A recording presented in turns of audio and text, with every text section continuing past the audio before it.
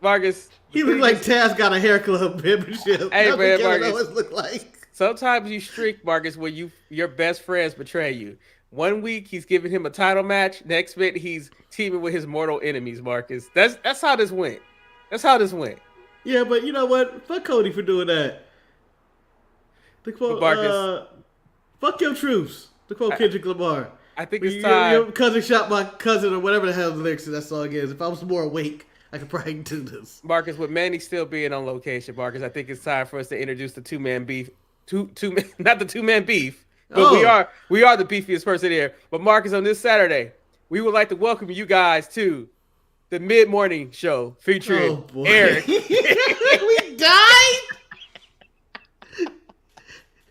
This looks like one of those I'm died and this is my card. Here's the card. Thanks for you for attending. This is what you get in Harry Potter on funerals. Yes, Marcus. We have gone up to yonder on our mid-morning show. I'm Eric. And I'm hold on. If we're gonna do the mid-morning show like you have it. Ladies and gentlemen, thank you, Eric, for passing it to me. I'm Marcus the Grand Finale, and we are getting ready to give you a lot of exciting news today. Oh, the news today. We're chopping at the bit to just break down the news with you, Marcus. And I think we just need to start off with the most important story that I have this week, Marcus. Have you ever seen somebody chopping the bit? Like that, chopping at the bit. Have you ever seen somebody just look at something and just start going, I'm assuming like at the bit. I think you probably come from eating a piece of fried chicken like a drumstick and you're nibbling on that gristle right there. And you just, can you stop chopping at the bit? Stop chopping at the bit, please. Stop. That Why are you ain't chopping that at the good. bit? What are you doing? What are you doing? Absurd. What are you Chopping at the doing? bit. What are you doing? Chopping at the bit. You lost your damn mind. Just chopping at the bit. Always chopping at the bit, huh? Just chopping at the bit, huh? Where we going? Well, you can't wait to go to the show tonight. I'm chopping at the bit. You need to see a doctor about that. So, Marcus, before we get into our news story, because this is the morning news, we have to run our first commercial break. And our commercial break runs like this, Marcus. We'll be right back with you. See the ground you stand on? Everything you put your eyes on in here. He was awesome. It's mine. Years ago, I shed blood, sweat, and tears on this field. It's a lot of years though, Roby. So that means this is my field. My field. And if this is my field, that means I don't think nobody's ever talked to anybody this slow in their life. A stadium. And if this is my stadium, this is my city. You better believe this is my city. I'm ready. Oh, I didn't know this was even about that. What have you done for my city? 7 cars. 7 cars. Subtle. Yeah. Your stadium. You know what's on the other side of the stadium? Right over there. What's that? Techwood Studios. Down the street. Center stage. Ooh. Just that away. What we used to call the Omni. Now State Farm Arena. Multiple generations of my family have bled for the city and in the city. I'm going to Mark, say like two. Mark, he thanks him. Thank you. He thanks him. And then he went back to the his dad. beach. This is your field, And I thank you. but this is my home. Marcus, I'll tell you this right now. And I know we're back into the mid-morning show with the other graphic that we're not going up yonder. But Marcus, SmackDown could have ended after that segment and I've been satisfied. I thought that was so that was so cinematically shot. It was just like Eric, it was the most unnecessary. I've never seen something that's more unnecessary than what we saw today. This is the most grand of riches, where I wish the money spent to put together everything they did for this shot, whether it's renting out the stadium, whether it's roaming 7 cars. Who was in them? Marcus, you never know. He's a tribal chief. People are trying to assassinate him, Marcus. I understand why he had decoys. I get it. Why do I gotta watch Cody ride through the city too? He acted like he was Batman in the Batmobile. What is he doing? But Marcus, What was all of this? This shit had me laughing to the point where I went, this is all unnecessary. This could have been done on Instagram. And they sit down on there. They could have had a table set. They could have had one of those little dinner trays. You set up and just sat there. But Marcus, it served a single purpose. One single purpose, and that was to piss off Kevin Owens. Kevin Owens was doing the WWE style. Let me watch this from the sideways. Said, I can't believe this shit happened. But Marcus, can I ask a question? Who wins the argument? My city or my home? I don't know. Because how do you have the audacity to walk up to somebody and say, this is my city? And like you said, Roman ain't played there in a long time. It's been a long time. Eric, the quote Ray Charles, Georgia, ain't been on his mind in a long time. And quite that frankly, man don't care about no Georgia. Marcus, they didn't even win when he played. So what is he claiming? Yeah, he reminiscing like when he came off the bench. I bled on this thing. I could have bled on that thing. Mark, I'm disappointed that you're upset that they spent this much money. Mark, I loved every ounce of the because it was so over the top and so ridiculous. I would never forgive them for having him have 7 SUVs. And you know what that's doing to the environment? Marcus, you don't know those were hybrids. He had no reason. They were hybrids. He had a motorcade like he the president of the United States, and he would. And you know what? I will give you this: if you were in front of an audience, maybe I'll let you let slide. But if you're going to an empty arena where no one knew you were going to be. No one knew he was beating Cody right there. The camera crew did. And they're not even wrestling on that field. Bad Blood ain't there. I know, but still, Marcus. They're going to the arena down the street. What we here? They had to be on neutral ground, Marcus. You have to admit that I loved how they did the strange bedfellows thing situation where, you know what, technically there's no reason why Cody and Roman should be teaming together except for the whole idea that they have the same enemy in the new bloodline. However, they decided, let's give another layer that they're both somehow have ties to the city of Georgia. To the state of Georgia, where Bad Blood is taking place, Marcus. This is just what you call playing to your audience in Georgia. His city, his home. It was unnecessary. It was shot beautifully. It was cinematic. I loved every moment of it. Who was this for, Eric? It was for me, Marcus. It was for me. So now you're gonna watch Bad Blood now? Is that what's going on? Bad Blood anyway. I know exactly. So what changed? Marcus, I know this is what changed. Roman's fighting for his city nothing now. About any of this change. I can't accept this. I don't care if they had this conversation under the moonlight in the stadium. I wish they would. You know what? I would have preferred them having a dinner.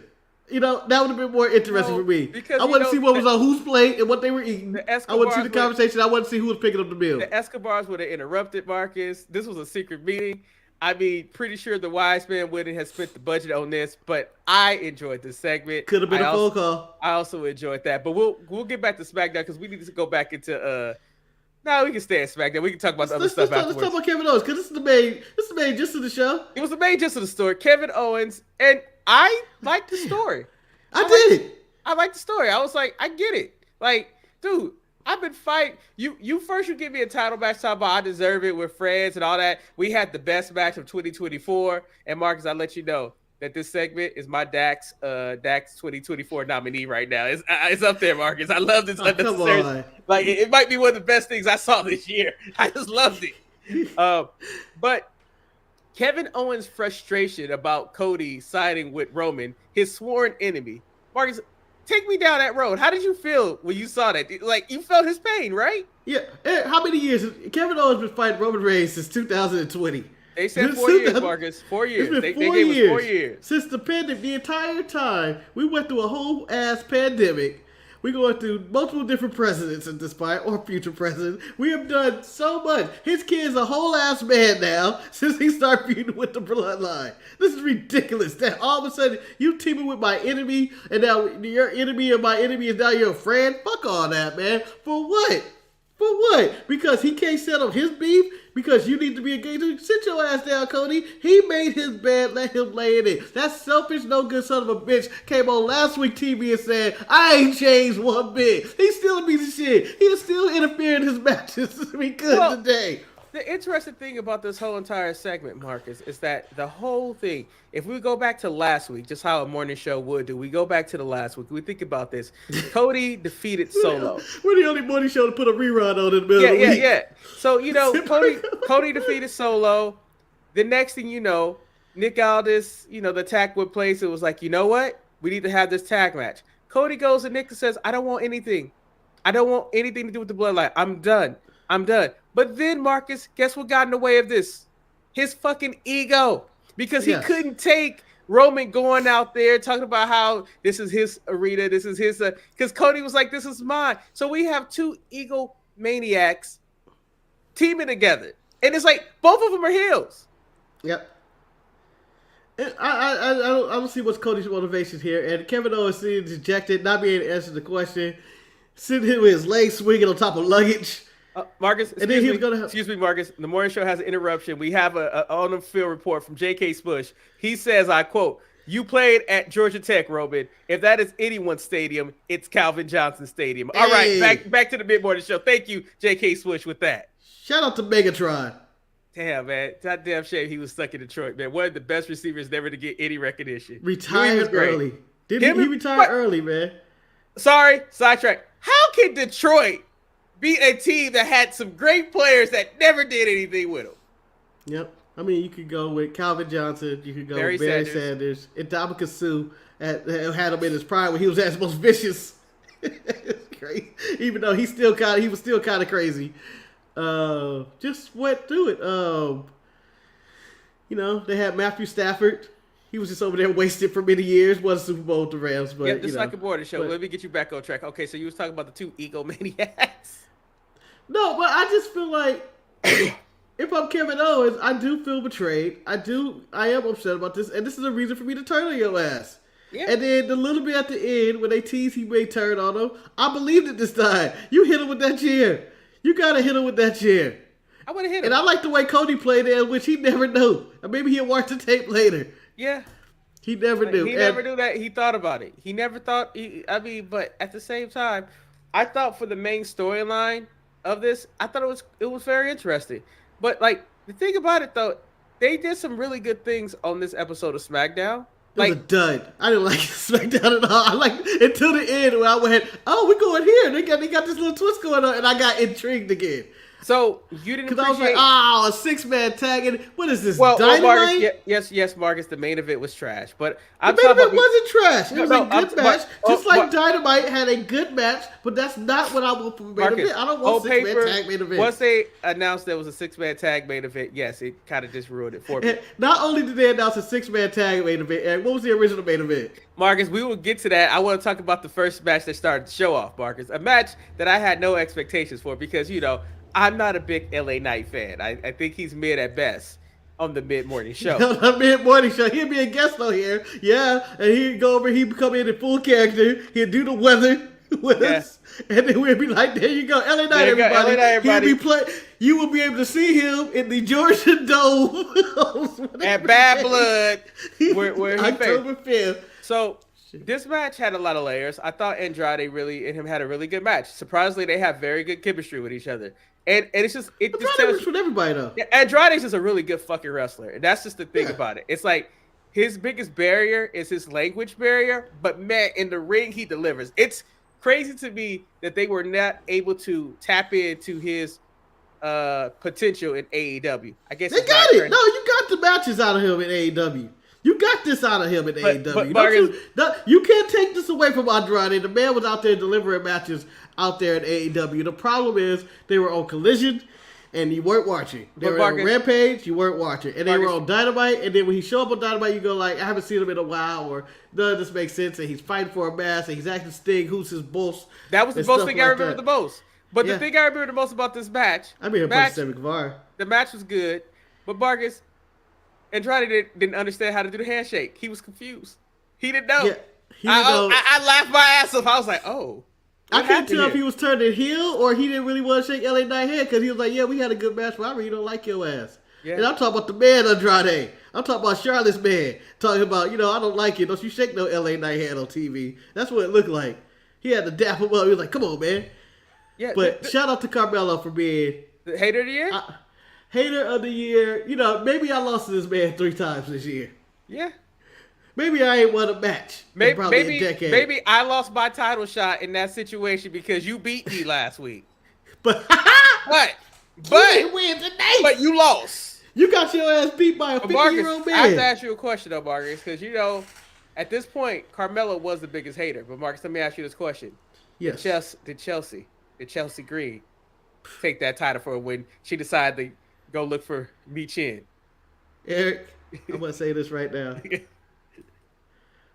I can see why Zack Ryder married her, man. That was the moment. That dumpster video was an amazing video of just, what am I watching? This is hilarious. Why am I watching this? Why are you in full makeup? And I think you're calling Mi Chin trash. I think that's what you're trying to say. Yeah. And I thought she was in the middle of doing some community service, and I was so confused on what was going on. But I enjoyed every second of this because this is the lowest of the lowest level feuds in WWE right now. This is probably beneath whatever Karrion Kross is doing. Mark, he's at home right now. But Yeah, this is beneath that. And I was like, this video package is amazing. But you still have to appreciate, Mark, this is the lowest of the levels of the feud. But at least we're trying to get a little backstory about whatever. And Piper Devin even showed up for work for the trash thing. I just thought, like, from Melo hating on Andrade to this, I was like, this is some interesting stuff that's going on. But then we got her tripod and Zack Ryder saying, let's spill some shit at the dumpster. But remember, Marcus, how I talked about when we did the late night show on Tuesday? I was talking about how Monday Night Raw kept the whole bad blood theme going with everything. Marcus, SmackDown is also picking up on that one because we get this backstage segment where we have Nia Jax and Tiffy time talking, and like pretty much Jax is like, "Don't get pinned, don't you get pinned in this situation." Then we also get later on we get a backstage segment with Bayley and Naomi where they have dissension going into this match. Mark, did you like the dissension between all the parties involved in this match? Well, those titles, there was that friendly dissension. Naomi, don't mess this up for me. You ain't shit. Me and Sasha will win this match easy. You, on the other hand, you the third wheel of the friend. You the friend that we call up when we ain't got nothing. We like, you know what? You want her to go back? Nah, I don't know. How about just us? We don't really need her this time. And all that bullshit. She might bring Jimmy for prayers for Jimmy, by the way. She may do all that, so it's too much. So anyway, they go to this match, and I was still questioning what were the rules. Because we were still because one, they threw tornado on us out of nowhere because they didn't announce that last week. Nick didn't say that last week. Yes. And then it was implied. I think I was left. Yeah, loser left, but I think I was correct in saying I don't think Tiffy had to leave, but I believe you and Manny believe they left it up in the air. Yeah, but I guess it was only Bayley and Naomi who was at risk of leaving. Because technically, if the rules how I interpret it, it would be Nia Jax would take her belt and go to Raw if Adam Pearce wanted to sign her. But if he didn't, she better go to NXT. No, that couldn't happen. I think Nia was the only one safe at one point where it was implied. Well, anyway, this match is in a double roll-up, and Jessica Carr should have never counted that 3 at all. And then there was another time when she tried to count when there was 2 different people pinning each other. She was creating controversy just for no reason. Oh, can we go, Mark? Can I jump back real quick to the Andrade LA Knight match? Sure. Marcus, when Andrade hit the Judas effect, you thought that was over? Because I thought he knocked him cold straight out. That was one of his best elbows. That was one of his best elbows. He go. Yeah. Then he kicked out. I was like, damn, wrestling ain't real. Wrestling ain't real. Nah, man, he goes. That's what I said. We on the mid-morning show, Morning Today. LA Knight talking about, Eric, I never really liked the man, but I respect him. One of those speeches. One of those. So we had the match, and then Nick Aldis did only thing that he could do in this situation where he says, next week you guys are going to fight for the chance to face Nia Jax at Bad Blood. I mean, I think this is what it's going to be. Is it going to be, who you got, Marcus, Naomi, or do you got Bayley? I think it's going to be Naomi. I got Bayley. What Naomi going to do with the title shot? Oh. So that's like giving Ricochet a title match against Will Ospreay. What they gonna do? They can't win. So Marcus, that's like Tony D'Angelo quitting in a Hammerstone match. It's time for us to play the mid-morning, as we do mid-morning shows in this situation, Marcus. Time for us to play this role of, can you explain to me what just happened? And Marcus, the moment was brought to us on SmackDown that happened before the women's match.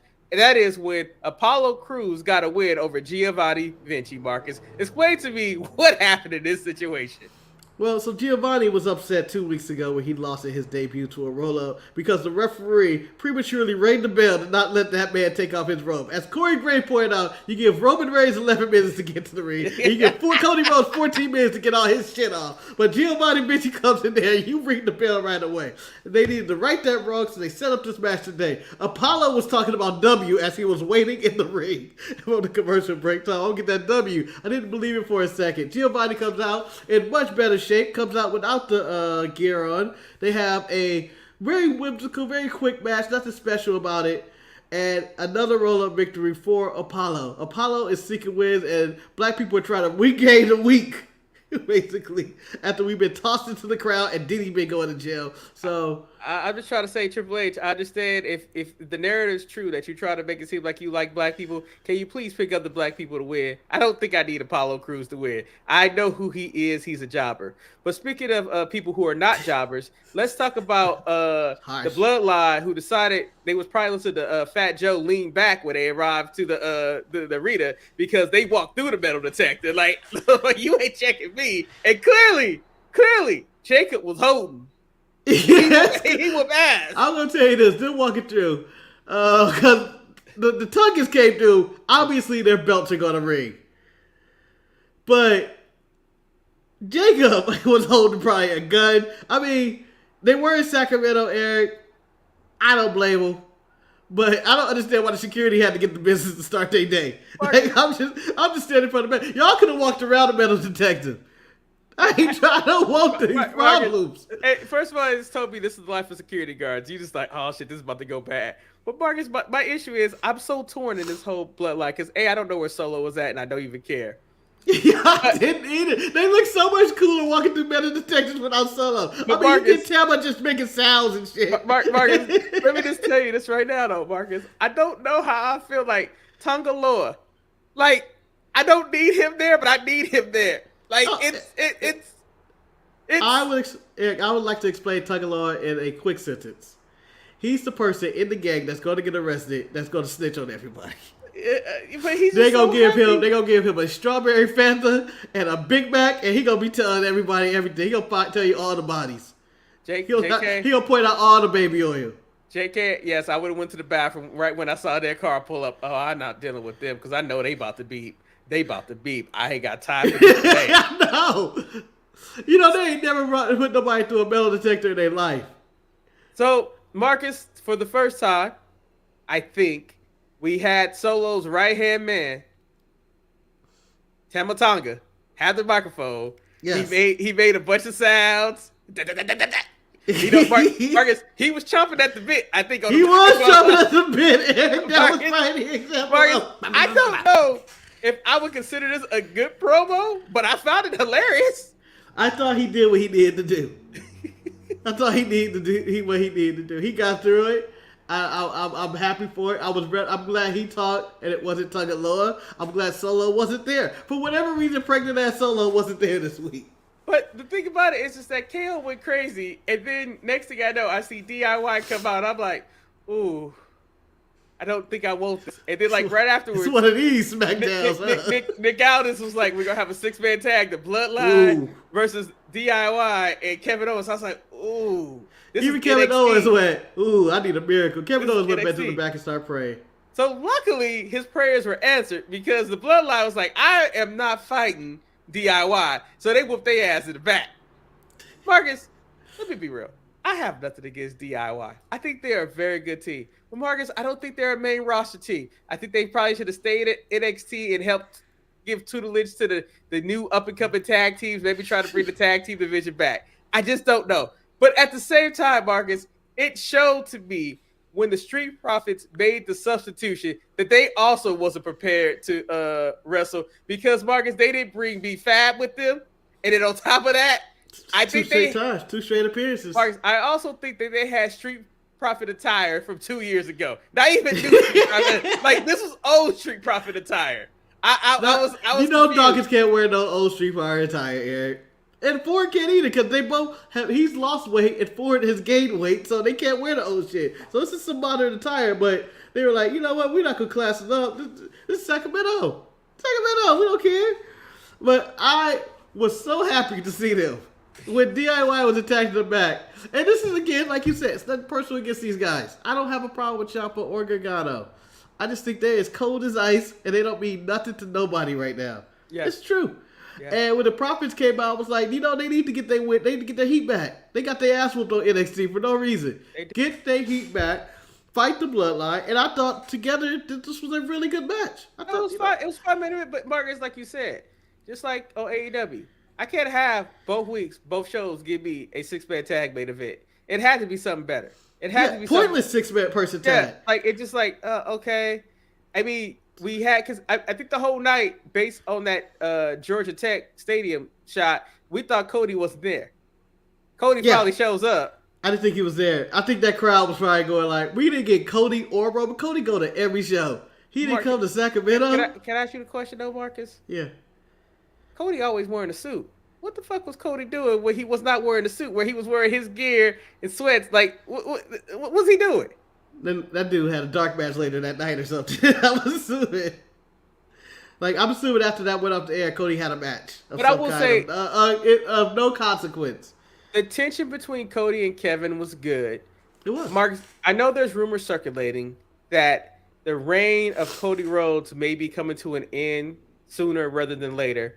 Marcus, I do not want that to happen because I need one more feud to happen before he loses his title to Roman if he goes back to Roman. Marcus, WWE cannot deny me the legacy feud. I have to have Cody versus Randy. I need this in my life.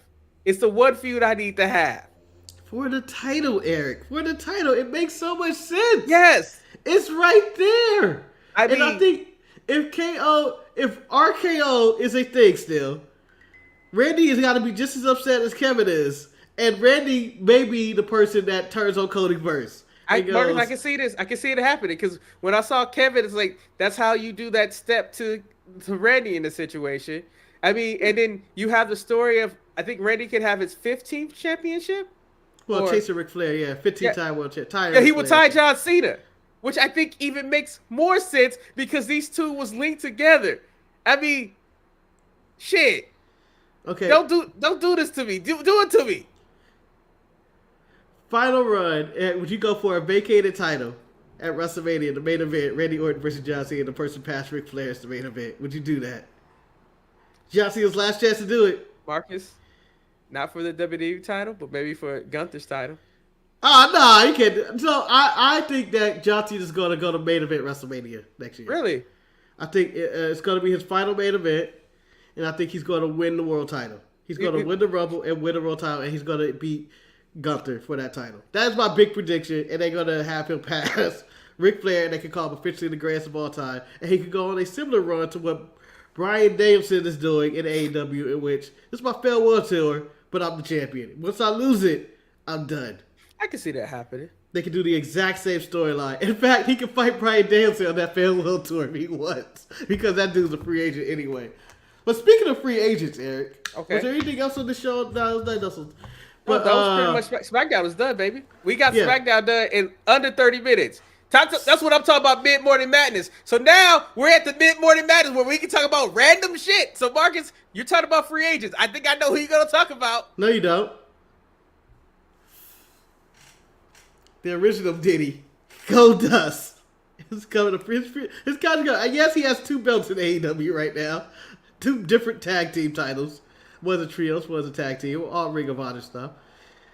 But he's free, man. Eric, I need you right now to be Triple H and Cody Rhodes right now. And you need to pull Dustin in this meeting and tell him, bring your ass home so we can put you in the Hall of Fame, and 2, do a program with you and Cody versus whoever. Or against each other. Yeah, it only makes sense to end his career like this. This is ridiculous. Makes sense, but also, it does make sense for AEW to try to keep him around. He is a veteran. He's probably the only person who has any type of knowledge to help that. They ain't listening to him. I know. Shoot, he out there doing Canadian Destroyers, man. He giving up. Let me tell you something right now, Marcus. I think for the right price, I would not be surprised if Dustin came back to WWE. That must be Manny. That's the Lord. That must be Manny. That's the Lord. We woke up too late to do a morning show. Yeah, we was too late, but it's because we're brothers, so we don't wake up that early. We're basically the brunch. We're basically the brunch of the morning shows. But see what Manny don't know. Hold on. We also went up to yonder on this one. Yes. We went up to yonder. It's been a long friend, but I'll tell you all about it when I see you again. Is that a Diddy Produce song? I hope not. I feel like it is, right? So this week I realized that I can't say my two favorite words that I've been saying at work all the time because Marcus, I didn't realize how much I said it until Diddy got arrested for it. I can't say take that no more. You can say that. No, you can't. Because you say it when you say take that, you say it like this, take that. And then you realize what he's meaning in this situation. Well, Eric, now you know he can't stop and won't stop. He can't unless stop the law got involved. But the greatest thing is when you see all the videos of people knowing about Diddy doing a Diddy, and like, don't put your head on me, Diddy. And, there's so many videos. There's so much, man. People playing these videos on Slack. But you know what? I can sit here and rant about Diddy for years, but Manny got a tattoo. I don't know if he got a tattoo or if he got tattooed. I don't know. But I think you got to bring in Dustin. You got to bring in. You got to come. Even if it's on the Legends contract, you got to bring him in. This isn't even on no random tribal shit. That beats the better brand. This is the end of your career the right way. You have to acknowledge Goldust. I think Goldust is one of those marquee figures that will stick out in our mind for a long, long time. Yeah, I mean, he's one of the most unique, androgynous characters we've ever had. And I think finishing your career as Goldust against or fighting with your brother Cody, as you guys are at the peak of your powers, as Cody's at the peak of his powers right now. And Dustin, who's, is still in his 50s getting it done. Him and Jeff Jarrett. I'm just saying. Oh, Jeff Jarrett. It only makes sense.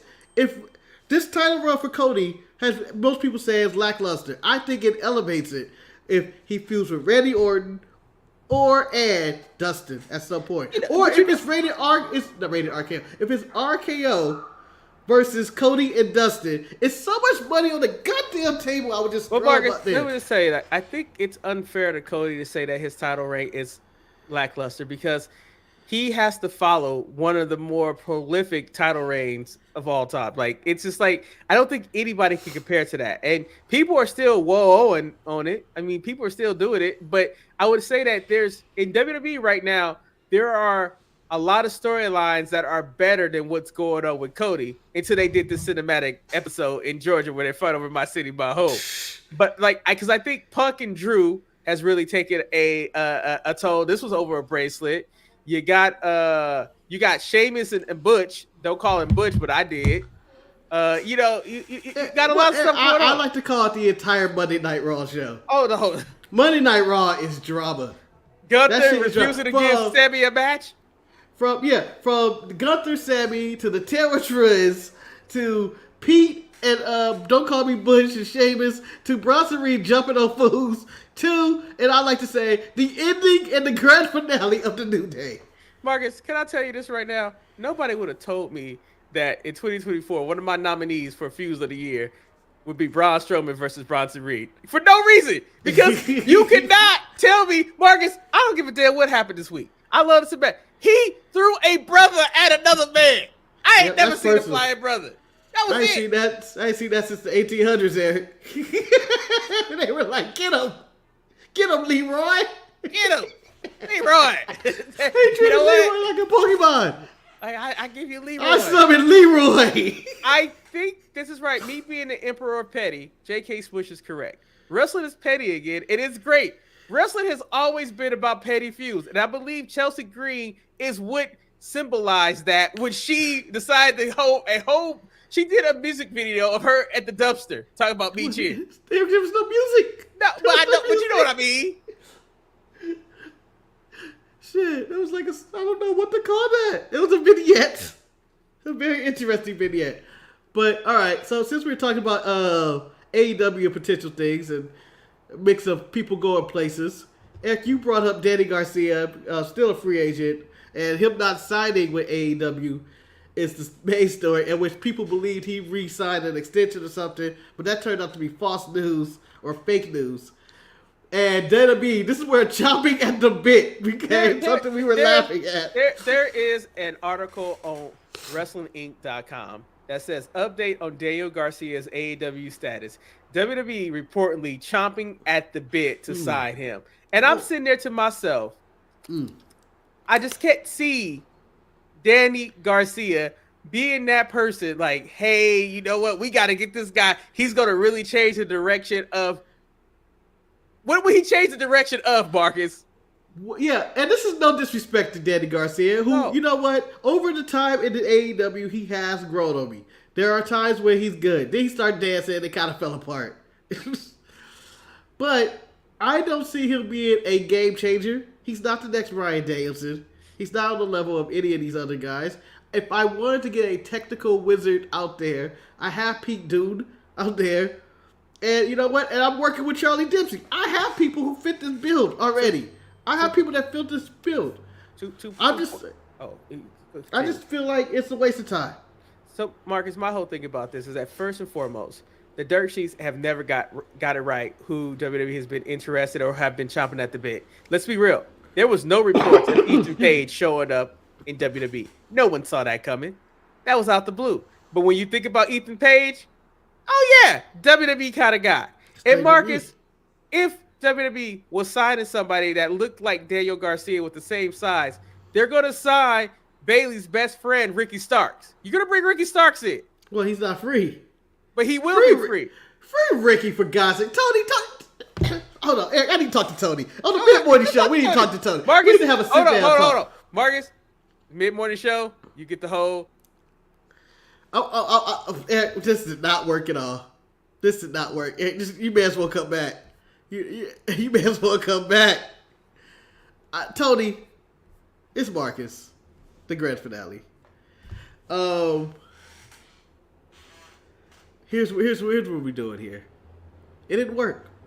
It's not working with some of these people, man. I mean, you were out there, you were hooping and hollering, you got all these free agents and stuff. You did the damn thing in free agency. But it didn't work. It's like the Clippers with Kawhi Leonard and Paul George. Shit ain't working. Someone gotta go. It's just gotta go. And at this point, you're just hoarding people to hoard people. You already ruined Wardlow. Wardlow never coming back. Wardlow couldn't come back if Vince McMahon himself shot him with lightning and put him in 1985 and said, I'm pushing this man to fight the Ultimate Warrior at WrestleMania. That shit ain't gonna work because he got all the stake and the bad history you have with him. You signed Miro. It didn't work out in the beginning when he was the game changer. You found something with him being the Redeemer and the TNT champion. And the last, I like to say, great TNT champion they had. You know, people may argue for Jack, but whatever right now. But he ain't shit to me. I'm just saying, let Miro go. Let Wardlow go. Let all these motherfuckers go that you don't need. Okay? You have such a deep roster of people you aren't using. The Beast Mortos is out there, for God's sakes. Shout out to the Beast Mortos. You have these people. You don't use... You know what? I'm not the biggest fan of the Murder Hawk, but you don't use him. I mean, all these people you got, just let them go. I know you feel deep down. It feels like a loss, and I don't want WWE to get him. WWE can't do shit with Miro right now. His time is past. Bringing Rusev back is not going to work. I'm just saying. His time is past. Why do I need a Rusev in 2024 when I wanted him back in 2020 or 2022 when he was the Redeemer? It's too late. He's too old. And I'll be honest with this one. He ain't gonna go back to WWE. If Rusev go anywhere, he goes to TNA. That's where he'll go. I mean, it's simple as that. It's just like your roster is bloated. And I say this with all due respect. Like, Tony, you didn't even need Ricochet. You didn't need him. No. You didn't. Beast Mortos. But you signed him for whatever reason that you signed him for, and now he's there, and now he's being taken to the limit by a underpaid the Beast Mortos. Yeah. I'm just, like what we're saying here. And I was about to, going to Ricky Starks, same deal. Man clearly don't want to be there. He clearly don't want to be there, and you clearly don't plan on using him. Let him scurry on to WWE. He ain't gonna change the game in WWE. I'm just saying. It's just I like Ricky Starks, but he ain't nothing but a black LA Knight. So JK, Richard He might O'Shea, be a better wrestler than LA Knight. Richard O'Shea is needed as a guy to make other people look better, but that's the best he's gonna ever be, in my opinion. He's never gonna be more than an enhancement talent, and I know that's mean. And some people have their roles like that, but like after that, I think Samantha Irvin has more charisma than he does, and that's sad. Well, absolutely. That's not sad at all, Eric. She's a very charismatic woman out there, just out there crying and shit and singing her songs, and she's a generational talent when it comes to announcing. But Ricochet ain't that. I mean, he's one of the most athletically gifted, talented people who have ever been into a wrestling ring. But you know what? The man can't talk for shit. Well, he can't sell me, and he can't talk me into the building. And if I need talented wrestlers, I'm AEW. I got a roster of dogs out there. I got me a Takeshka. Well, I got me a Kyle Fletcher. Yeah. You know what? I'm using, I'm not saying this with a joke. The Beast Mortos is doable. He's out there doing Marcus, his thing. Let me be honest. Ricochet came in there, and he did stuff that we've seen Ricochet do a million times. He's not doing anything different. Isn't it time to let other people? Let me see what Takeshka got. Let me see what Kyle Fletcher got once he fixes hair. Let me see what they got. Like, give me some of your new people. Like, you have such a deep rock. You know what? Let me see what Daniel Garcia got without dancing and stuff like that. You know what I mean? Like, you have a lot of potential. The Scapegoat is not somebody I need to see, but I understand if you're pushing him. If the people get behind him, I'm better than Ricochet. More charismatic. Ricochet made Jack Perry look like the goddamn Rock. And I mean that in all full charisma levels. Marcus, it's and character-wise. I don't care if he is running around in an ice cream truck. Because that's the way he like to get down. Yeah, I ain't going for it. I really wish I could say, Marcus, you're rogue. I wish I could say he was rogue, but I'm like, damn. Like, Marcus, explain to me. AEW's been around, 5 years now? Yeah, it's about to be their 5-year anniversary. It's half a decade, right, Marcus? Yes. Why is Darby Allin not in a higher position than where he's at? Like, I think people like Darby. I think people are at the point where it's either love or you fear for his safety. I mean, Tony stopped the man from going up Mount Everest to what? Not vote him, not to push him? Yeah, I mean, like, he just did this mid-card role or this teasing this role. I mean, his big relevant moment was teaming with Sting and then retiring as TNT. He's had a nice career, but it's time to move up. Yeah. It's time to move up. It's just like he's feuding with people, but they never really seem like it's just a one-off for the TNT title. And I said this on Tuesday. It's also time to cut bait with Hook. Hook is not going to be anything. It's over. Hook is doing the same. Hook is doing the same thing he did 3 years ago. Like, the fact that we're still fighting over this FTW title, that means it makes no sense that these people are taking away TV time. Like, you know what I mean? Like, you have a Kyle O'Reilly who can't talk, but he can wrestle. Like, wrestle shoes off of people. Like maybe we can give him some time to have. Can I get Kyle O'Reilly versus Takeshka? Maybe that sounds like a very interesting match to me. And you know what? Let's do something here. Let's stop this Jericho nonsense. Eric, your boy, you're the greatest Mid-Atlantic champion of all time.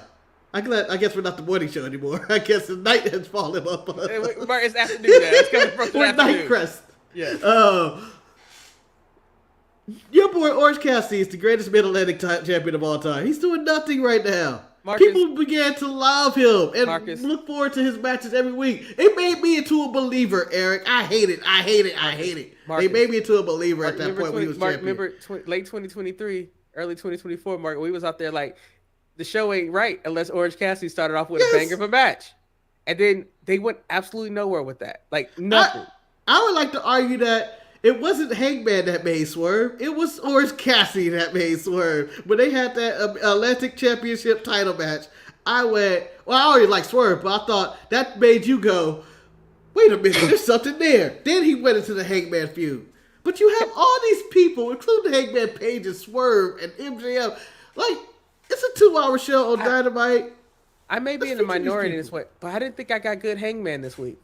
Like, did we even get Hangman? I don't remember Hangman this week. He did a talking segment like backstage and stuff like that, and I was like, man, this man just burned down this man's house, but I just don't know where it went. Like, it didn't go anywhere. Like, you know what I mean? Stabbed him. He stabbed that man, Eric. Get him out. Yeah.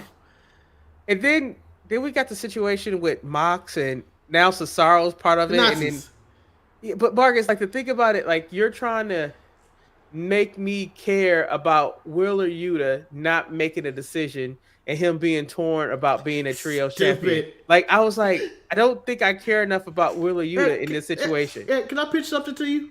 Go ahead, picture me. Okay, I'm gonna pitch something to you. You chilling, you know, you living with your wife and your cat, you living your life. Ryan comes over. Ryan's on some bullshit. He got a white t-shirt on, some green pants. He shaved his head. He's walking around with, let's go with Nicole.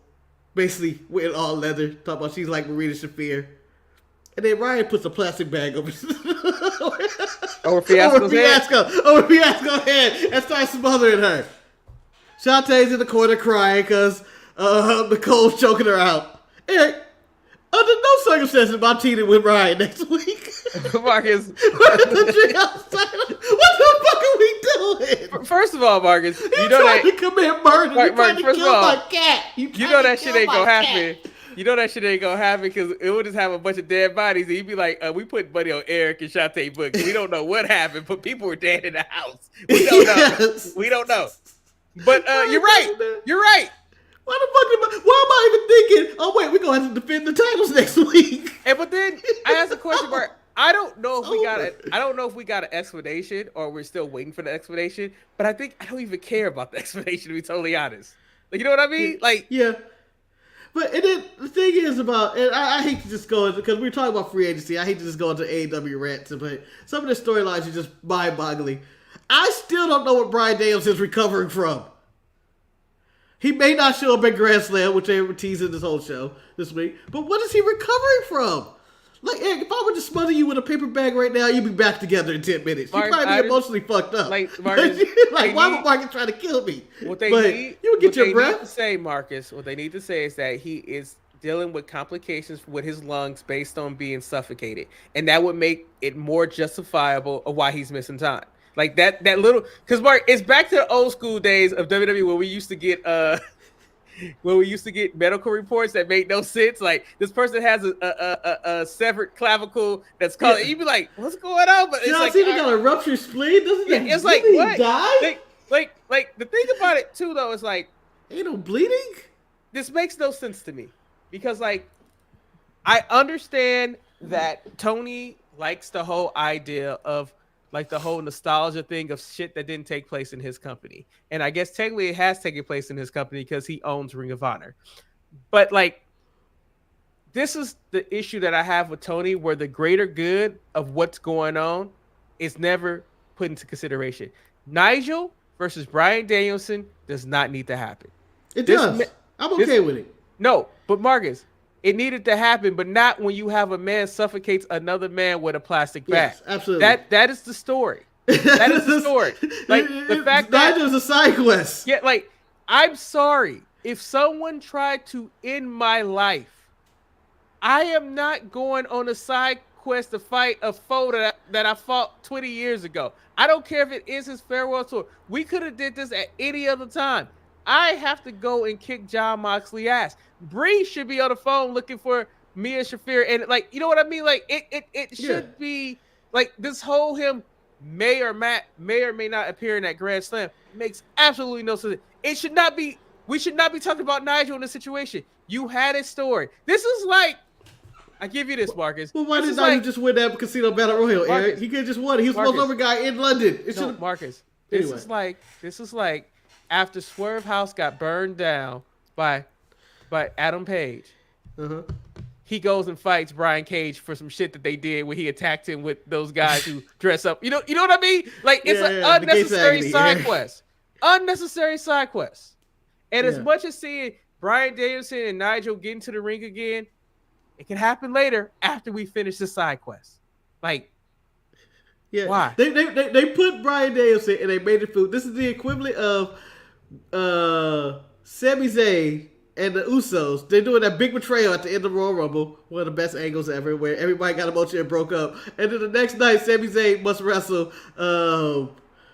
Big Bad Bronson Reed for the Intercontinental title. Why? Because, why not?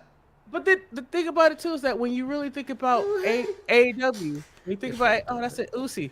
I like all white Jey Uso with the white lady. That was a nice moment for Jey. But AEW lacks stories. When they give you a storyline and they don't pay attention to their own storyline, it drives me fucking crazy. It's incoherent, Eric. Yeah. I just feel like I'm watching a story that's just they're putting together by the hour, and it reminds me of like a kid telling a story, and then it's like, what's the point of this? And then they pop the balloon, and you go like, what the fuck was you trying to tell me? Exactly. What happened? There was nothing funny. There was no drama in this story. Goddamn kids, get out the way. Makes sense. When you look at that 6-man tag between the Young Bucks and Okada, who do they fight again? Oh, Ospreay, Fletcher, and Takeshita. Why? Like, why? So they were trying to. Tony believes. Yeah. Go ahead. Like, look, just give me a why. Like, Orange Cassidy and Chris Jericho had a why. It's not a why that I wanted, but it is a why. It is a why. Ricochet versus the Beast Mortal. Why? He attacked him last week, Eric. They gave you a bit of a why. That is a why. They gave you a little bit of a why. The Beast Mortal was like, I'm about to make a name for myself. Okay, Marcus, I'm waiting for this. Are you ready? He went full gamut last week. You can't give me this why. Dynamite. Hook versus JD Inc. in a squash match. Why? Because they want to show how dominant Hook is, which hasn't, you can't be on a Jay Cargill training wheel bike at year 5. At least Jade has left companies and got a different type of training procedure. I was intrigued by Serena Deeb teaming up with Mariah May and Yuka and Queen Amanada. Yeah, that was just as useless as any match. It was useless, but it was like I said, I'm invested in Mariah May, and then Serena came out there. It's like she should be in the no catch crew too. I mean, like it's Row Faction. Yeah, I think it'd be in the Blackpool Combat Club, but no. I was talking about she. Oh, you really want her? You want her? I can see her with the Riz Sinclair. They could be going for the titles, Marcus. They could go for the tag team titles. Shit, why not? Yeah, Mark. This is where Mark Heyman was on the show, Marcus. He was in the ring with Shivani. Oh yes, the Jeff Jarrett segment. Yes. As I pointed out on Thursday, the highlights for me shouldn't be Jeff Jarrett. It should not be. And I forgot who the other highlight was, and I was like, oh, the Beast Mortals. Those shouldn't be my standouts of the show. What I should have got from this week's Dynamite and this Grand Slam was telling me that next week is a special happening. AEW's once a year traditional event. AEW Grand Slam is happening, and you're going to get one of the biggest main events we have ever had. You're going to get Bryan Danielson versus Nigel McGuinness for the first time in over a decade. These two classic rivals and all that. Yes, they gave us a quick video package of everything, and that was fine.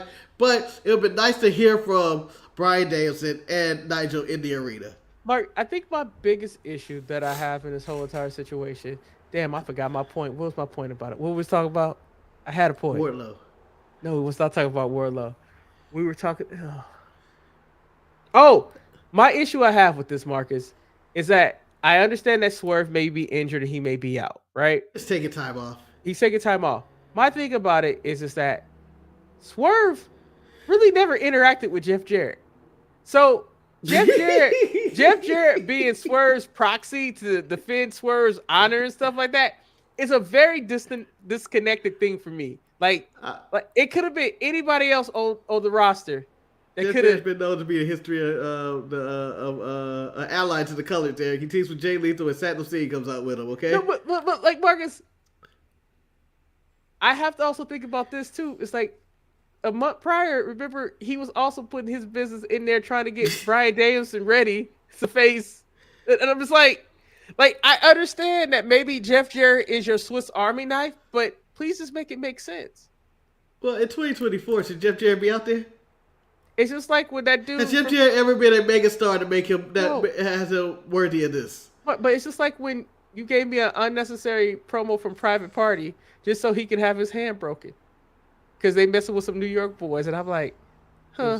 They mess with some Nazis. Yeah, I mean, you don't go against Nazis unless you got a crew. Like DMX, like, where my crew at? Where my dogs at? I'm just saying. I just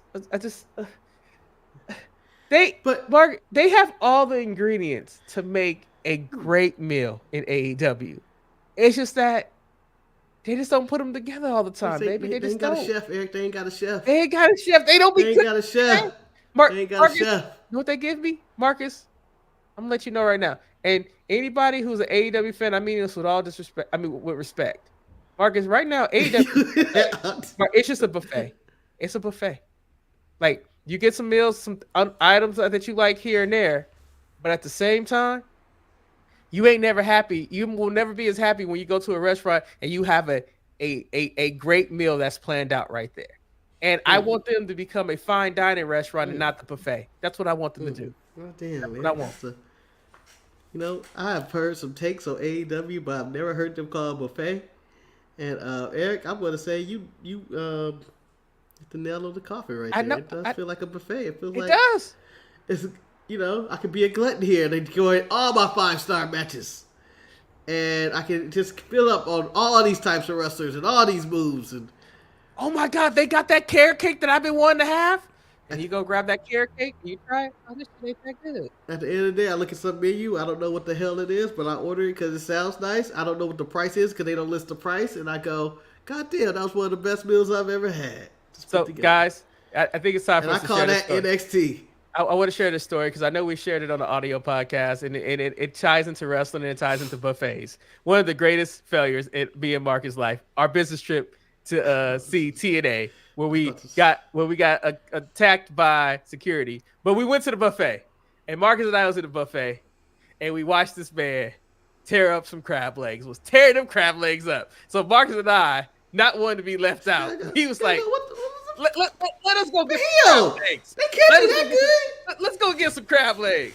Whew. If they had a camera of watching two black men try to struggle to get whatever meat without the crab legs, that was a moment. Remember, we both quit in frustration, like, fuck this crab leg. Yeah, I'm like, man, it ain't worth. I just want to eat, man. I ain't trying to Give work. me a cake. Give me a cake. We was like, it just was not working at all.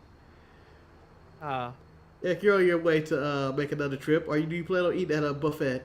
No. We're going to dine at Mother Wolf in Las Vegas. It's supposed to be a very good Italian restaurant. Yeah. Okay. Enjoy your ravioli. Yeah, it's gonna be pasta, man. I think I'm getting the halibut. Although my friend get the bubbly guts. No, although my friend says that I should try the steak. They said the steak is the best steak, and I hadn't had beef in a while, but I'm fat right now, so I don't think I deserve steak. Maybe if I drop 20 pounds, I can try steak again, but I need to get back in shape, baby. I need to. You can't eat a cow if you're the size of a cow. Yeah, man. No, Mark, I feel you, man, because my fraudulent podcast sweater should not fit this snug, and I'm upset by this. I'm just upset. I'm like Xavier Wood with coffee right now, man. Just like, what the fuck is this? Wait. You got me the titles. So, Mark, I asked you to help. Mark, that's for the Mexicans coffee. Like everybody know that I have been extremely critical of Athena. However, I have seen some clips. She has really improved, and I can actually say that my hatred towards her has rescinded. So I'm proud that she's accomplished and moved on and accomplished things in Ring of Honor. It's a damn shame that nobody can see it, but still, no one knows it's happening. Yeah, it's one of those things one where of the great title runs ever. Like when you think about Ring of Honor, like when they have random, like when Sammy Guevara showed up, I'm like, fuck, I don't want to see Sammy. Like, you know what I mean? Like it's like I don't want to see Sammy, and then you look at him like, fuck, he a champion too. Yeah. Like, what's the deal? What is the deal with this Athena thing, though? Everybody else has crossed over. Yeah, it's like went from Ring of Honor to Dynamite to Collision, and when Athena stays her ass on that show. I don't know. I don't get it. I mean, it's not like the women division don't need some help. I still don't know who Mariah Mahay's opponent is. Her big. Damn. I mean, you can go. Mercedes didn't show up this week. She did. Thank God. And But moving on to news, Eric, you want to talk a little bit about the TV deal? I'll let you. Seems like they're gonna get their money. It seems like they're gonna resign. It seems like it's a pretty standard offer. I mean, the thing about it, I know people were critical because they might not be streaming on Max, and I think that I'm critical of that. I think it's an issue, but the thing about it, I'm glad that they're still on TV. I mean, because I think it's important because WWE has to have some form of competition, and it's like, and AEW is that. And if AEW, like maybe, because I don't even know if Scott D'Amore would have been the answer, to be totally honest. Well, he started his own Canadian league. No, I mean, because like the card that he's putting together, like with Maple Leaf Pro, I mean, it's very reminiscent of like the AEW. Like, let's get all the names that we know, like, you know, from the indie scene that are kind of popular and stuff like that, and we go from there. And it's like, oh, okay, and it's like, oh, what's gonna happen? But at the end, will it turn into anything? You know what I mean? Yeah, but you know, I'm staying on topic with the deal because I don't feel this Maple Leaf brand is going to be the biggest thing ever. I'm more intrigued about your boy Trevor Lee fighting Dijak at MLW, which I was like, shit, that's going down. That's going down, and that made me go, oh, I'm gonna have to peek that one. And he done cut his hair and everything. What? Trevor Lee looks like a new man. He in great shape. But Marcus, but that's what you said. You remember how you said that like with Wardlow, like he got that stank on him and stuff like that? Wardlow would have to go and completely change his look, change his name and everything to try to erase what AEW did to him. You know what I mean? Hey, let me tell you what I would do with Wardlow. If I was quote unquote WWE and a Wardlow, we signed him, whatever. Do I think it'd be the biggest impact? No, but you know who I'm teaming him with? Your boy, Mr. Spray Painted Beard himself, Lexi King. Marcus. He don't have to do anything. He can just do the MJF role of standing there, be his muscle. He flexes titties a lot, and he's his muscle. Lexi King can use them. They can play off each other. It makes sense. Works. Marcus, let's be real. When Brian Pillman Jr. was in AEW, he was teaming with Griff Garrison. I still don't know what happened to Griff. I don't know what Griff is at. Ring of Honor, Eric. Oh, okay. Or as I like to call it, purgatory. Marcus, I understand that Lexus King has his bad moments, he has his good moments, but we still talk about he got more bad than good. I think Marcus, but we still talk about Lexus King. And they created something with Lexus King. I don't know what it is, but Marcus, I understand that Lexus King is mine, but Ashanti Diadonis is yours. Yes, and it's just that, like, why did he do that black man like that? Taking that man white woman. There's plenty of white women in the world. Why did he do that? Why you take mine? Why you have to take mine? Wow. Well, the thing is, Eric, Mark, I see this picture of Dijak versus Trevor. Marcus, Trevor Lee looks so young in this picture. He looks like a witch version of Osprey in this picture. Yeah, and I like the way the picture's done. It looks like he's about 6'3". Looks like he's gonna be a fair fight. Marcus, but I still want to nice rebound. Marcus, 2024 though answered the question, Marcus, that we was wondering so long. Why the fuck was they not pushing Dijak the way that he deserved to be pushed? And then we find out that man was dropping rumors to everybody else. And it was like, that makes so much sense now. Because, Mark, I'll tell you this right now. I'll give them Damn. That makes his gimmick even make more sense, Marcus. He was recording shit on people. I know, Eric. I brought this up. They were on some bullshit with him. Mark, they was telling him that we know you snitching, and he didn't even know that he knew that. Damn, that was amazing. They was playing fucking mind games. You a snitch. They was playing mind games. But good things. I think that getting the deal with Max was everything for me. I was hoping they got that. No, I think you have to be able to stream it because I think you have to be able to at least give somebody one of your pay-per-views without having to pay in the real price. Because I'm sorry, it's just not worth me paying. I think Levi in one of the comments on the last show said they do have their DVDs. And I go, who's still on DVD? I don't got a DVD player. I don't know a person with a DVD player. I can't even play CDs in my car no more. No. So like when they take Diddy music off of streaming, I can't listen to it in private anymore. So I didn't own any Bad Boy music. You own some bass. Wait, Marcus. I'm about to end this show right now. By this up, Marcus. Saraya is going to face Jamie Hayter at Grand Slam in a Saraya's Rules match, Marcus. I don't even know what that means. Street fight. I'm down. I mean, they've been feuding for a while. I'm okay with it. I mean, would you take Saraya or Mercedes right now?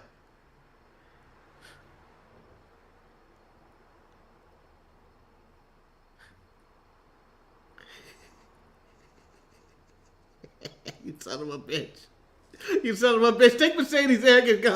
I think I'm Take Mercedes and go. Marcus, Damn, it's good. You're over here talking about should I get a refurbished DVD player? Marcus. Buy something I can stream Marcus, movie. I'll tell you this right now, Marcus. At the end of the day, I think Mercedes was the right answer. But at the same time, I was thinking to myself, like, oh, like, so, okay, we're talking about signings, right? Now, Marcus.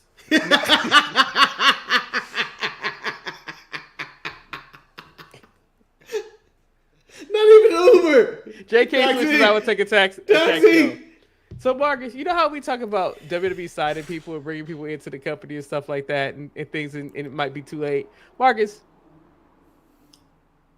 my goal was accomplished 2 years ago when Alex Shelley showed up on WWE television. He fought on NXT. I was like, I'm so happy. Oh, here we go. I know what you're about to say. I was so happy about Alex Shelley getting that. Marcus, I don't know if 2024, I know we revived Jeff Jarrett. We done had some other people. But I don't know if the Motor City Machine Guns right now in WWE is something that we need at this point. It is so late. And then Marcus, and then you hear DIY talk about they would love to fight the Motor City Machine Guns. Marcus, I don't know. It would be a hellified match. But hey, let me tell you what the Motor City Machine Guns were. Let's go back. Let's go back to 2008. They were the Young Bucks before the Young Bucks. Now they the old motherfuckers coming in, and they about to join NXT. I guess it helps NXT's quote-unquote WWE's tag division that they don't care about. Yeah. But, goddamn, this is a long time coming, and I just think that it's one of those, like, this is... Y'all can stay at TNA with this. Yeah, and remember, Alex Shelley was my... damn, he was next one of my favorite wrestlers. Champion. Yeah, I was like, damn, it was like man. 20 years ago, though. I was like, I mean, don't... They can still go. They're They're still very good in the ring. I'm just saying, this is one of the oldest tag teams that have been brought in ever. And like, if I ever did a top 10 of my like favorite wrestling pictures I've taken, the picture of them together at that Ring of Honor show is still one of my. It's in my top 10. Like, I love that picture. Yeah, it's like you go like that. I but it's like, so get that payday. Right. Now, Eric, here's my question though. Since we're talking about WWE and their signings of tag teams, Lucha Bros have reportedly signed with WWE, and they have signed a deal that says they go straight to the goddamn straight to the goddamn main roster. Why, Marcus? Eric, you know what? No, hold on. No, that's not my question. My question is, you think they have that type of credibility? They go straight to the goddamn main roster, and like everybody else, Samoa Joe had to go through NXT. Marcus, when you're going Drew McIntyre on his comeback had to go through NXT. When you're going to replace Berto and Garza, yes, you do. Yes, you do. They're going to Fantasma, Mark. I know where they're going to, Marcus. I mean, Santos is bringing his Bass wrestlers back, Marcus. I can't wait for it. I honestly think it's dope. Marcus, you remember the days when you saw Penta dressed up in suits and shit? It's the most ridiculous thing that you could ever see. Him dressed up with his mask on. I cannot wait for this. Oh, Legardo's gonna be so good. Legardo's gonna be dope. Legardo's gonna be dope. That's the team. And you know, Ray Phoenix is my dog. He's the person that admitted how about that dive. Marcus, I think he's the best luchador in the game. Ray Phoenix is also a reason why you let Ricochet walk away, because he could do stuff that WWE audience has never seen. WWE audience has never seen nobody walk the ropes like that. Exactly. I mean, the best they got. I'll tell you, the WWE audience, the best you've got. Manny? Nope. The best walker of the ropes in WWE history, Eric, is Grand Metalik, who dubbed himself the King of the Ropes. He dubbed himself the King of the Ropes. By the way, I think he still might be under AEW contract. I don't know, but. Well, you know, I thought you was gonna claim the Undertaker the best rope rocker, but you know. No, he's second best. Grand Metalik did that little turn, Eric. He did that little. But like to think about it though, man. Like if they really are serious trying to bring like the tag division back, like Motor City Machine Guns versus the Lucha Brothers would be a really good match. No, but they're gonna be on separate shows. Machine Guns are only doing NXT. Yeah, but I have a feeling like you could really just make the tag team thing like people can bump whatever they want to jump to. I just don't know.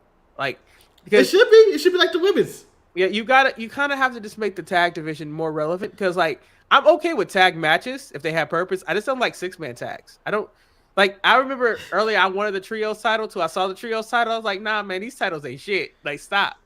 It just the trio style just dilutes your tag team division. Yeah, the trio style actually killed AEW's tag team division. The trios title killed the Acclaim. All the momentum that they had, they lost it when they got those trios titles. I'll say when they lost it, but yeah. Yeah. Somewhere around there. Yeah. But shout out to all these people making moves. And Tony, as this original speech started, let the people go, man. Yeah. If Ricky Starks don't let him be there, let him go. He ain't gonna change. He's not gonna change your fortune. You're not gonna go out of business because WWE signed Ricky Starks, and they're not gonna make more money because they're already making more money than God anyway.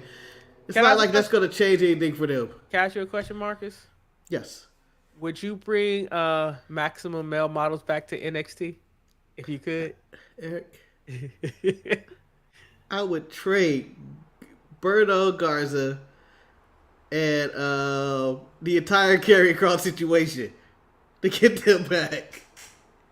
So, Marcus, I'm going to tell you something. And I'm about to be mean. I'm about to end on this mean note because you know how I made my peace with Athena. I don't think it gets meaner than J.K. Smith. I'm taking the cab home. No, Marcus.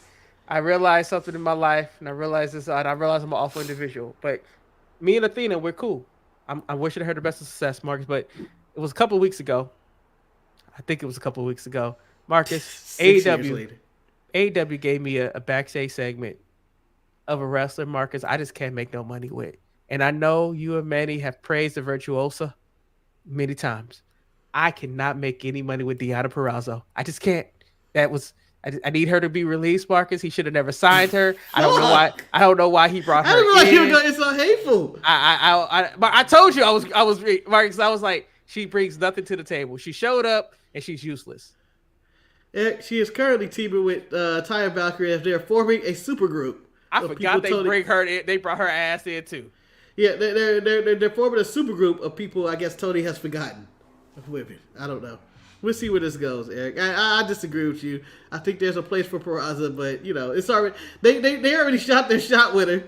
She came out there, had 2 weeks, got beat, never saw her again. Never saw her live. She feuded with Thunder Rosa for like 6 years. Marcus, did you know that Otis met up with Tucky? I saw the picture and I was gonna share it with you guys. I even saved it.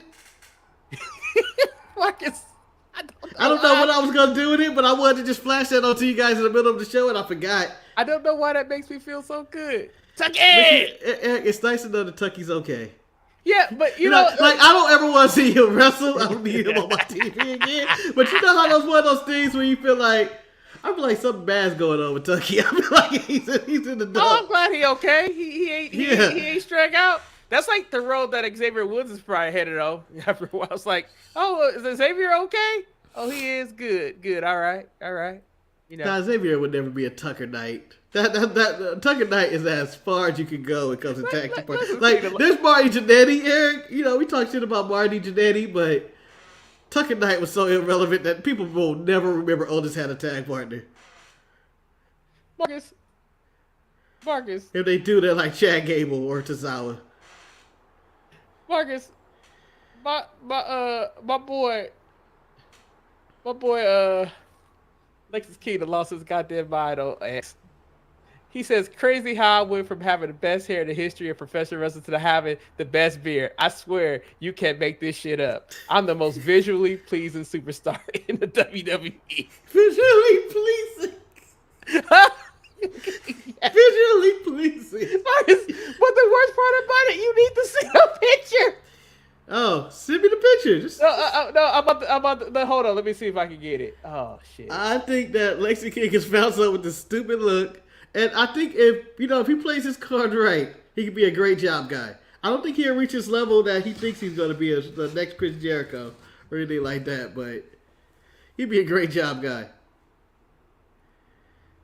No, I can't, Mark. I cannot say this picture to what I down. He's sticking his tongue out, Mark. Nope. I absolutely need to see this one. Just share it with me, man.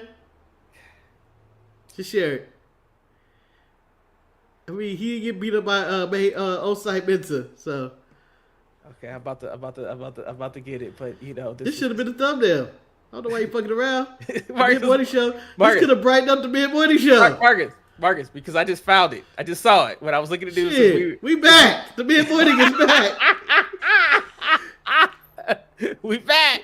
The Mid Morning is back. Marcus, I present to you the Mid Morning Show, the most visually pleasing man in wrestling. That top corner right there. I feel like we'll catch this dude at a bowling alley talking about random shit. But Marcus, if they told me he was Doc Hendricks' illegitimate son, I would believe it in a second. Absolutely. He looked like he just got the job to play Jack Sparrow at Disneyland. I did it, and it was the beard that got me the job. It's ridiculous look. It's ridiculous. It's more... Marcus, his look and everything is more over than anything that he does on the thing. Yeah. He's Joe Dirt. He's Joe Exotic. Can I ask a question though, Marcus? Why we didn't get the feud of him and Adonis? Because we need to have that feud. Yeah, they two guys that's going to be together. They do need to be together. They chasing women together. Them and they're all 5'8" asses just going at them. Marcus, I want that for whatever reason. I don't know why. Marcus, and Lexi, they can be pimping. Honestly, if Lexi King looks like a white pimp, and I think that would be the greatest gimmick ever. Marcus, they could be the modern day Rick Martel and You don't say Tito Santana? No, remember when he was like Adonis, like the when they were tag team? He was the bottom. Yeah. Yeah, they need to be together, Marcus. They need to be together, not apart. They do. I just love the vignettes. NXT would give me some vignettes and them just in their nightlife. Be like Night at the Roxbury. What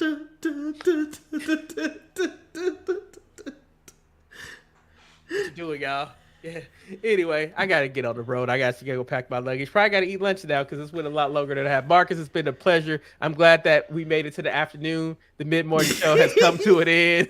We are no longer we're transitioning to the late night episode of the show. We hope you guys enjoyed this episode. Like I said, Marcus didn't like this, but I loved it. I thought it was over the top, it's ridiculous, useless, waste of money. But I enjoy. You know what? Let me close. 7 SUVs. I can't have Lexus King looking at me like that. I don't know what the hell that's going on. Try to get the baby oil. He uses baby oil. I know he does. Oh, absolutely. Absolutely. Oh, but back to it, Marcus. I think the biggest tragedy that I have is that Will Ospreay is not being featured enough on their show. Like nothing. He's not doing anything. He's in every show, every main event, every segment, everything around that show is about Will Ospreay. He's the only one I think they're doing justice to and trying to tell stories with. The whole thing revolves around Ospreay. He's like the Dominic Mysterio of AEW. Oh, I should ask, Mark, are you looking forward to the NXT? I mean, to the Netflix Vince McMahon thing? Absolutely. Me and Manny plan on doing a review as soon as it comes out. Manny plans on watching it with his family. Oh, shout out to his family. Shout out to the family. Y'all know what y'all did. But the whole thing, I just hope it comes out. I want the weeks. I want Last Dance status, man. You could be on every week there. I gotta tune in and see what happens with this crazy motherfucker every week. Every week, I want to see what happens. So Monday Night Raw is in my backyard, huh? Yep. Damn. I'll be coming back from Vegas on that day. But if I get back in time, maybe I'll go. Ain't nothing like seeing Drew and Punk in person. This over petty shit. Petty. Actually, I'm there for Braun and Bronson. You ready for John and Uso? To see it, we'll watch Jimmy Uso let the whole world down again. Oh, you're right. Although he might win it. I don't know, Marcus. I don't Rikishi been talking a lot of shit, man. He just tried to promote his podcast and his rap album. God damn, man. These wrestling podcasts. I'm going to tell you this, Eric. Do you partake in the old wrestlers? No. None of them. No. As of right now, the only podcast I really listen to, I listen to photography podcasts. And they're not old bitter. No, I just listen to people talk about their process. Like I remember at one point when they first came out, I think it was JR. My listen, it was cool, but after a while, everybody got a podcast. It's like I don't care no more. Yeah, I think what Steve Austin got everybody on this train, and then it just he don't do it no more, and It's just out there. Just the world's out there. Yeah. Me and Manny have both picked a side on these podcasts. You know, I listen. I go to a few, but Manny, I believe, is starting to listen to Dutch Mantel. It's his go-to. Dirty Dutch. Okay. Oh, Zam Colt out there Okay. dropping nuggets. Oh, I'm a Stevie Richards guy right now because he has a telestrator. He talks about moves and stuff. Oh, you watching it on YouTube, huh? Yeah, these are YouTube. Yeah, he gave up his tech stuff to go back to talking about wrestling and stuff, I guess. I mean, he's better probably at that. Yeah, but he brings his tech background into Let me it. tell you. Because he has a telestrator and screen. He's the best one. When I was watching Stevie Richards, like his YouTube, when I was like, wow, you're actually really knowledgeable about what you talk about and stuff like that. It was quite impressive. Yeah. I would like to recommend Stevie Richards, Eric. It's your just random. I watched a 10-minute clip of these old bitter wrestling podcasts. So I should go back to it. I should go back to Stevie Richards. Go Stevie Richards. Try Stevie Richards. Maybe. You know, Conan's funny. Conan is 100. But Conan is everything I thought he was. So Bart, you have to understand. I'm a kid to spirit like old black people and old Mexicans, because old black people and old Mexican people are just some of the most angry and most bitter people ever. They're honest. Yeah, they're honest. They're honest. No, Marcus. That's the problem. No, Mark. Conan ain't bitter. He just honest. Mark, no, but they speak their truth because they That's do his admit truth. the shit. It don't matter. They admit some of the shit that they have done. What happened? Where'd Marcus go? Hello? What happened? I wiped some dust from my screen. There was some dust right here, and I hit the back arrow on the laptop by accident. I was like, oh no, we should never talk about dirty things being bad. Anyway, the show is over because I gotta get on the road. I probably got a long ride to go. Jericho needs to be off TV though. Can we sign a petition? Can we sign a petition? Oh, congratulations to Big Bill being sober for 5 years. That's a wonderful accomplishment. But Jericho still need to be off TV. You know, Manny ain't brought up that he's sober. I know he's in, his vacation and living life. Man, going to Jets. Marcus, if there was one time we should be haters, motherfucker going to Jets games, getting tattoos. Win. You know how rare it is to go to a Jets game and they actually win? Yeah. I mean, Marcus, seeing Aaron Rodgers have a good game. Seeing Aaron Rodgers refuse to hug his coach. Like, come on, man. What we doing? We dealing with heat waves, cold waves, fires. Yeah. I mean, shit. Life ain't fair sometimes. Yep. Anyway, we hope you guys enjoyed this episode. Other Levi. No. I don't know. But we would be hired. And we would work if they hired us. But I don't think so. Hey, let me tell you this. The black wrestler will probably be in the same situation because we will have no power at all. But you know what, Eric? I'll politic my ass off. I'll politic my ass off in the back. Yes, boss. Yeah, no problem, boss. Hey, Mr. H, Mr. Levesque, Mr. Executive Producer, you and Lee Patterson or whoever the hell the other person is. Oh, did it pop up at SmackDown? It popped up again. I don't know who the Lee person is, though. But does it pop up? Does it pop up on Raw? I don't think so. I haven't seen it on Raw yet. Anyway. Oh, all right, guys. We hope you guys enjoyed this episode. Until you walk through metal detectors like the Bloodline, stay safe. Yeah, and enjoy the rest of your midday. Yes. That's what we are. As you transition to the mid-afternoon, Marcus, we're going to have the mid-afternoon show that translates to the mid-evening stuff. To the mid-late show. Yes. All right, guys. Stay sharp. We're out.